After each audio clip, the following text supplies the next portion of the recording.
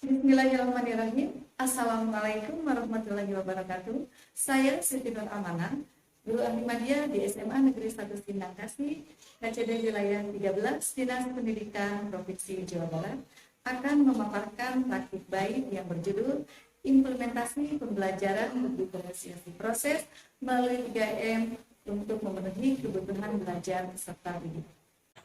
Kondisi kelas dengan karakteristik peserta didik yang beragam, daya belajar peserta didik yang berbeda-beda, kemudian kemampuan peserta didik dalam memahami LKPD dan keterampilan peserta didik dalam melakukan praktikum fisika yang berbeda-beda.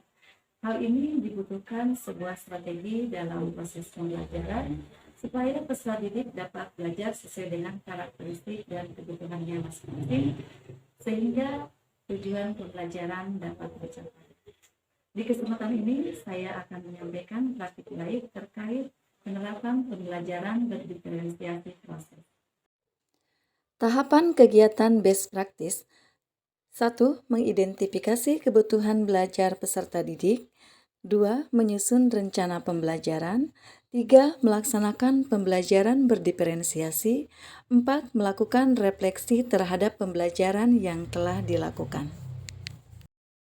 Identifikasi kebutuhan belajar peserta didik dilakukan dengan cara mengidentifikasi pengetahuan awal peserta didik, mereview dan merefleksi praktek pengajaran,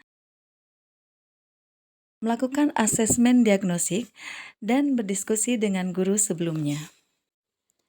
Berdasarkan hasil identifikasi kebutuhan belajar peserta didik, didapatkan bahwa peserta didik terdiri dari 3 karakter dalam proses praktikum fisika.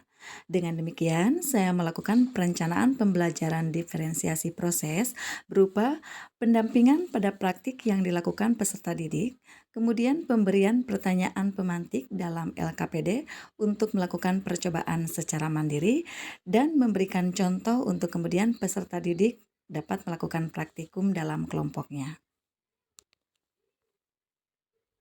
Pada pelaksanaan pembelajaran diferensiasi proses, dilakukan proses pembelajaran untuk setiap kelompoknya yang terdiri dari 3 kategori kelompok diferensiasi yang saya sebut sebagai 3M. 3M di sini merupakan singkatan dari M yang pertama adalah memantik, M yang kedua membimbing, dan M yang ketiga adalah modeling.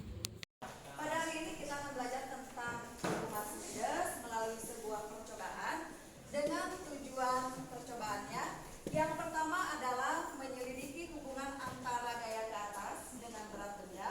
Kemudian yang kedua, mengamati fenomena tenggelam, melayang, dan terapung sebuah benda yang tercelup ke dalam fluida, benda yang berada di dalam fluida. Untuk itu hari ini kita akan praktek sesuai dengan prosedur yang sudah dibuat, dan silakan duduknya berkelompok.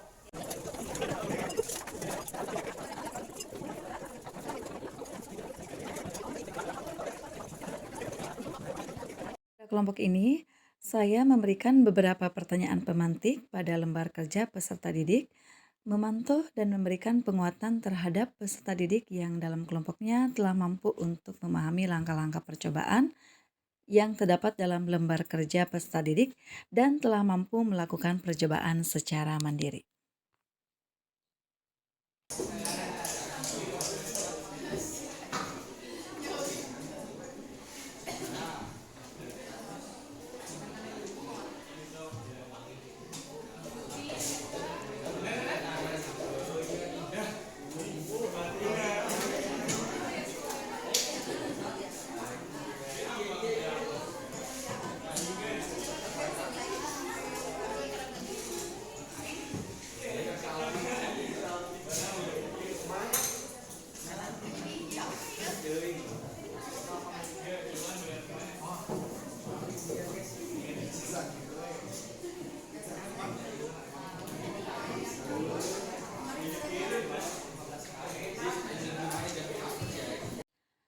Pada kelompok ini, saya memberikan penjelasan atau pendampingan terhadap maksud dari langkah-langkah percobaan yang ada pada lembar kerja peserta didik.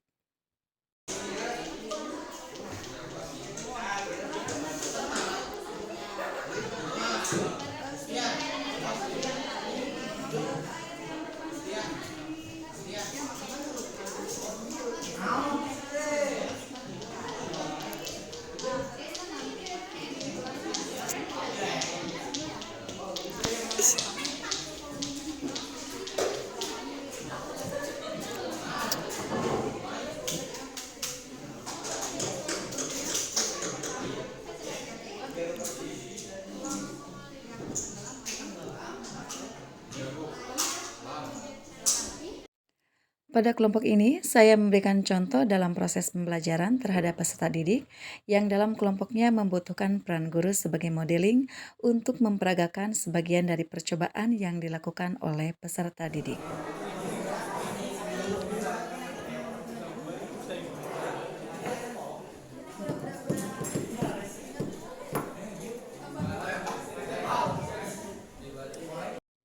Setelah kegiatan praktikum selesai dilaksanakan, setiap kelompok secara bergantian melakukan presentasi di depan kelas untuk menyampaikan hasil percobaannya.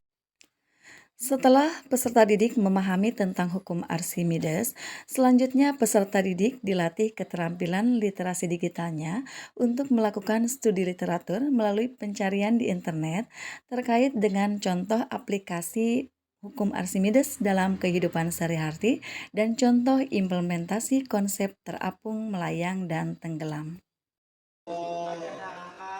Penerapan pembelajaran berdiferensiasi sangat membantu peserta didik untuk memaksimalkan potensi yang ada pada dirinya. Memicu mereka untuk bersikap lebih aktif karena guru memberikan bantuan yang sesuai dengan kebutuhan peserta didik ketika dalam proses pembelajaran, serta dengan pembelajaran diferensiasi, para peserta didik menjadi lebih giat dan terlibat aktif dalam pembelajaran karena mereka merasa mampu dalam melakukan praktikum. Demikian pemaparan praktik baik yang saya lakukan.